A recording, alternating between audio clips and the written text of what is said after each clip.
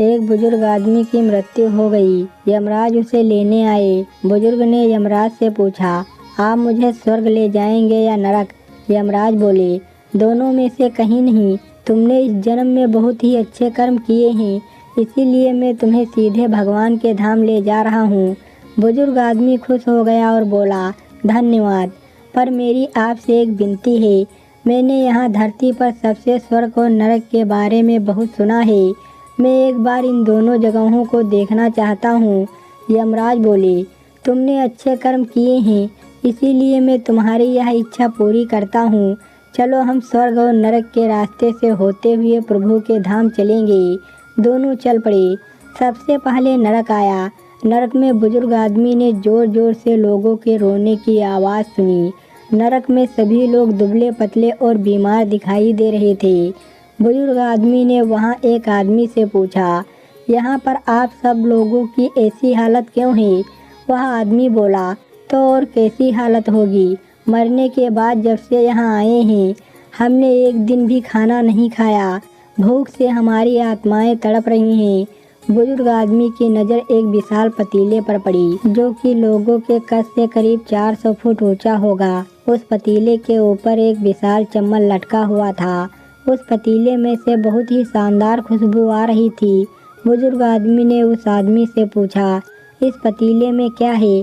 वह आदमी मायूस होकर बोला, ये पतीला बहुत ही स्वादिष्ट खीर से हर समय भरा रहता है। बुजुर्ग आदमी ने हैरानी से पूछा, इसमें खीर है, तो आप लोग पेट भर के ये खीर खाते क्यों नहीं? भूख से क्यों तड़प रहे हैं? आदमी रो रो कर कहने लगा, कैसे खाएं? ये पतीला 400 फीट ऊंचा है। हमारे में से कोई भी उस पतीले तक नहीं पहुंच पाता। बुजुर्ग आदमी को उस पर तरस आ गया। सोचने लगा, बेचारे खीर का पतीला होते हुए भी भूख से बेहाल हैं। शायद भगवान ने इन्हें ये ही दंड दिया होगा।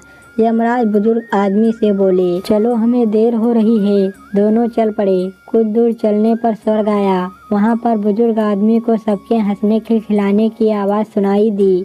सब लोग बहुत खुश दिखाई दे रहे थे। उनको खुश देखकर बुजुर्ग आदमी भी बहुत खुश हुआ। लेकिन वहाँ स्वर्ग में भी बुजुर्ग आदमी की नज़र वैसे ही 400 फुट ऊंचे पतीले पर पड़ी, जैसा नरक में था। उसके ऊपर भी वैसा ही चमचा लटका हुआ था। बुजुर्ग आदमी ने वहाँ लोगों से पूछा, इस पतीले में क्या है?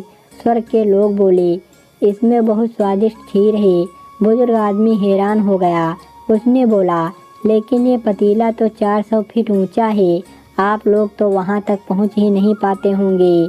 उस हिसाब से तो आप लोगों को खाना मिलता ही नहीं होगा। आप लोग भूख से बेहाल होंगे। पर मुझे तो आप सभी इतने खुश लग रहे हो, ऐसा कैसे? लोग बोले, हम तो सभी लोग इस पतीले में से पेट भर के खीर खाते हैं। बुजुर्ग बोला, लेकिन कैसे? पतीला तो बहुत ऊंचा है। लोग बोले, पतीला ऊंचा है तो क्या हुआ? यहाँ पर इतने सारे पेड़ हैं। ईश्वर ने ये पेड़ पौधे, नदी, झरने हम मनुष्यों के उपयोग के लिए तो बनाए हैं। हमने इन पेड़ों की लकड़ी ली, उसको काटा, फिर लकड़ियों के टुकड़ों को जोड़कर विशाल सीढ़ी का निर्माण किया। उस लकड़ी की सीढ़ी के सहारे हम पतीले तक पहुँचते हैं और सब मिलकर खीर का आनंद लेते हैं। बुजुर्ग आदमी यमराज की तरफ देखने लगा। यमराज मुस्कुराए और बोले, ईश्वर ने स्वर्ग और नरक मनुष्यों के हाथों में ही सौंप रखा है। चाहे तो अपने लिए नरक बना ले, चाहे तो अपने लिए स्वर्ग। प्रभु ने सबको एक समान हालतों में डाला है। उसके लिए उसके सभी बच्चे एक समान हैं, जो किसी से भेदभाव नहीं करते। वहाँ नरक में भी पेड़ पौधे सब थे, पर वो लोग खुद ही आलसी हैं। उन्हें खीर हाथ में चाहिए थी। वो कोई कर्म नहीं करना चाहते, कोई मेहनत नहीं करना चाहता, इसीलिए सब भूख से बेहाल हैं। यही तो भगवान की बनाई इस दुनिया का नियम है।